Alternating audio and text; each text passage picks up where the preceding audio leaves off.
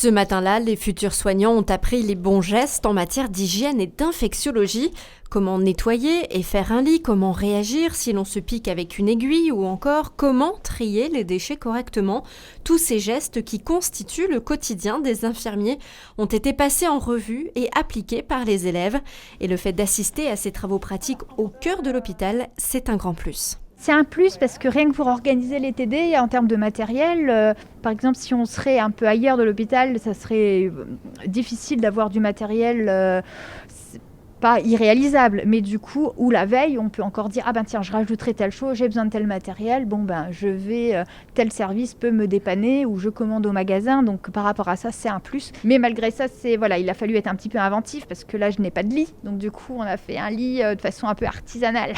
Mais qu'importe les conditions parfois artisanales, pour les élèves, l'important est d'apprendre à faire ce métier, car c'est souvent une vocation qui prend encore plus de sens en pleine épidémie. C'est un projet que j'ai depuis petite quand je vois ma mère et mon entourage. Et sinon, c'est vrai qu'avec la crise Covid, je me suis rendu compte que c'était encore plus essentiel et qu'il en fallait.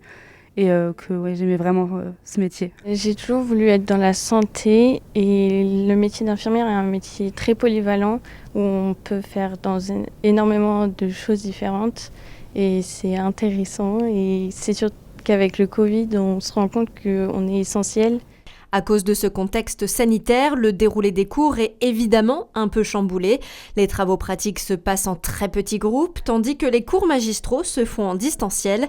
Et il a fallu tout mettre en place très rapidement. Il s'est monté très rapidement. Le projet a été monté donc avec Madame Saillard, le conseil régional et l'ARS depuis le mois d'octobre. Voilà.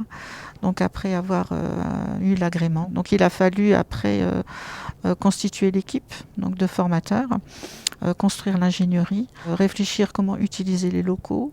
Voilà, et comment s'adapter finalement au site. Le nombre d'élèves infirmiers au sein des IFSI du CHR Metz-Thionville a encore augmenté entre cette promotion et les 75 élèves supplémentaires qui ont intégré le cursus en septembre. On compte 160 étudiants de plus que l'an dernier.